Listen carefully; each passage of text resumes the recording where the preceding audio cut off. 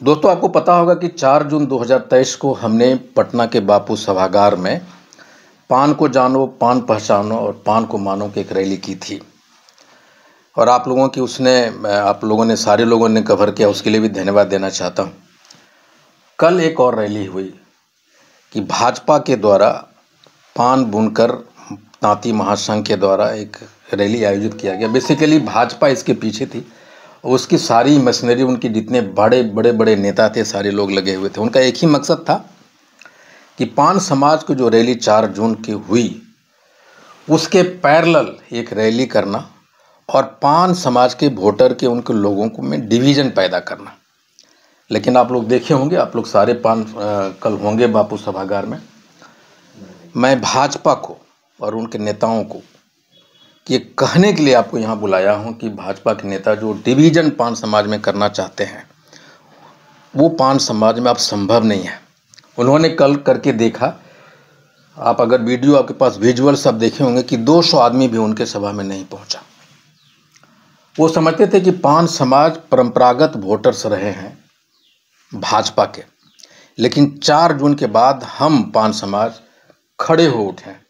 उनको पता चल गया है पूरे पान समाज को कि 75 बरस से हम क्यों पीछे रहे। उसके कारण क्या है कि यही सारी शक्तियां हमें डिवाइड करती रही है। लेकिन 4 जून ने सिर्फ बिहार ही नहीं, पूरे भारत के पान को, जहां पान तांती हैं आज के डेट में, वो सारे लोग एकजुट हुए। और ये एक संदेश है भाजपा के लिए कि जो कुत्सित प्रयास कर रहे थे कि हमारे समाज को तोड़े। हमने 4 जून को यही कहा था कि हमारा कोई एक भविष्य नहीं था, और जिस समाज का भविष्य नहीं होता है उसका फ्यूचर नहीं होता, और एक फेसलेस चेहरा थी। तो 4 जून को हमने एक भविष्य लिखने की तैयारियां की थी, शुरुआत किया था, और एक चेहरे का निर्माण हुआ था। तो मैं भाजपा वाले को ये कहने की कोशिश कर रहा हूँ, या उनको बताने के लिए प्रेस वार्ता किया है कि आप जो कर रहे हैं आपने देख लिया उसका नतीजा क्या है। और पान समाज आज खड़ा हो चुका है और उन सारे शक्तियों के विरुद्ध में अपने हक और हकूक़ की तैयारी के लिए, लड़ाई के लिए मैदान में है। यही मेरी एक प्रेस वार्ता था कि भाजपा जो करने की कोशिश किया उसमें मुंह के बल गिरे।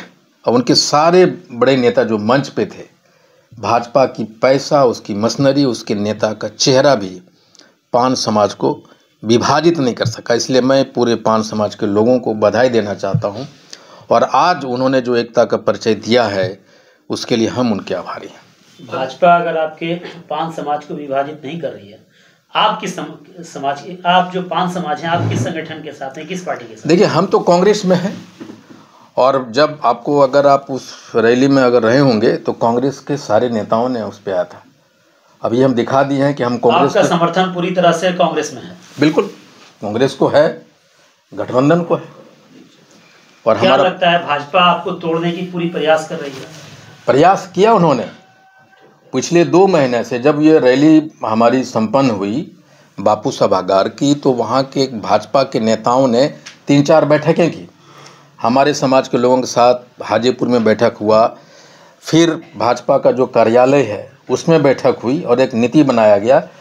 उसमें चर्चा किया गया कि 4 जून में जो आईपी गुप्ता ने रैली की उसको कैसे कम किया जाए, उसके पैरेलल या उससे बड़ा रैली कैसे हो। उन्हीं का एक प्रयास था, और उसमें भाजपा के बड़े नेता थे। आप देखे होंगे मंच में बिहार के बड़े चेहरे थे।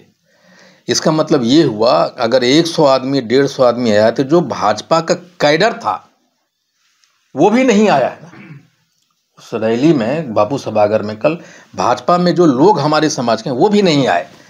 इसका मतलब ये है कि ये देखा गया है कि भाजपा ने किस तरह हमारे वोट को यूज किया, और यूज करते रहे हमारे लोगों को।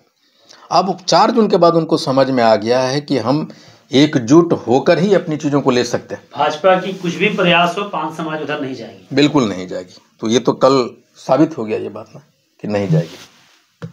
पान समाज के लोग आपके साथ एकजुट होकर कांग्रेस में हैं। देखिए, मैं ये कह रहा हूँ कि पान समाज एकजुट हो गया है और हम कांग्रेस में हैं, तो स्वाभाविक है ना, हमारे लोग कांग्रेस के साथ हैं, महागठबंधन के साथ हैं। कयास लगाया जा रहा था कि 20,000 जो लोग हैं वो पहुंचेंगे, लेकिन प्रदेश अध्यक्ष वहां नहीं पहुंचे थे। देखिए, ये तो उनका अपना मामला है कि प्रदेश अध्यक्ष क्यों नहीं पहुंचे। उनको ये पता चला होगा प्रदेश अध्यक्ष महोदय को कि वहाँ भीड़ नहीं है, तो नहीं गए होंगे, लेकिन उनकी अपनी मामला है। ये 20,000 के कयास जो भी लगाए गए तो रिजल्ट सामने है जो आप लोगों ने कल देखा है। 5 राज्यों में चुनाव हो रहा है, परिणाम क्या लगता है आपको? चुनाव तो संपन्न हो गए, 3 दिसंबर तक का वेट कीजिए। लेकिन किस मुद्दों पे चुनाव लड़ रही है? देखिए, कांग्रेस विकास के मुद्दों पे पर तो राम मंदिर बनाकर 100 करोड़ हिंदू जनता को ये सौगात दे दिया है कि हम आपके साथ हैं। हाँ, भाजपा राम मंदिर देख हिंदू है और हम लोग प्रैक्टिस करने वाले हिंदू हैं, अंतर यही है। लेकिन सर, आप भीम संसद का जिक्र कर रहे थे, तो क्या भाजपा के हिंदुत्व के सामने भाजपा आप लोग का भीम संसद टिक पाएगा मुद्दा? देखिए, भीम संसद मेरा नहीं है, महागठबंधन का, और महागठबंधन का भीम संसद नहीं है, ये समझिए। और वो जो चीज कर रहे हैं उन पे मेरा कमेंट करना अच्छा बात नहीं है, अच्छी बात नहीं है। कहा जा रहा है भाजपा को 5 समाज नहीं तोड़ पाई, तो 5 समाज का नेता कौन है असली? ये तो आपको तय करना है। तो 4 जून में तय हो गया कि नेता कौन है। चलिए, पांच समाज को चुनाव में जो सीटों की बात हो रही है, क्या प्रतिनिधित्व मिलेगा उचित?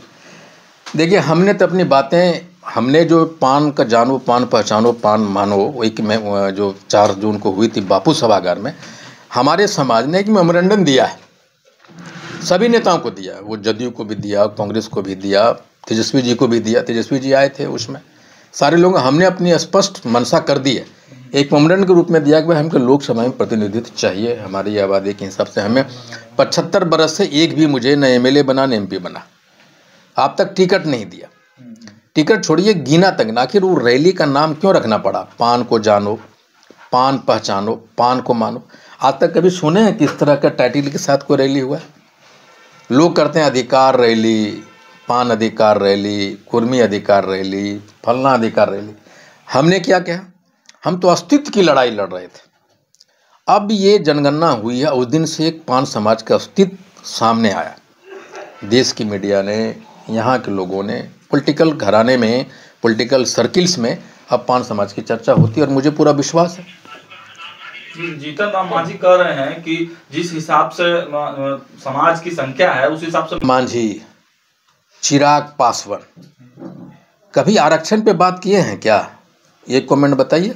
वो तो बोल रहे हैं ना सर कि मंत्रिमंडल में हमको आरक्षण चाहिए। नहीं, कब चाहिए? इसके पहले जब आज आरक्षण यहाँ लागू हुआ है या जातिगत जनगणना हुई है, सर्वे हुआ है, उसके पहले चिराग जी का एक बयान बताइए, मांझी जी का एक बयान बताइए। ये जब मांझी जी इधर रहते हैं ना तो बहुत सारी बातें करते हैं। मांझी जी इतना बोलते हैं कि उनकी बातों का वजन अब नहीं रहा। वो क्या बोलते हैं कोई नोटिस नहीं लेता, इसलिए मांझी जी क्या कर रहे हैं उसको कोई मतलब नहीं है आज के डेट में।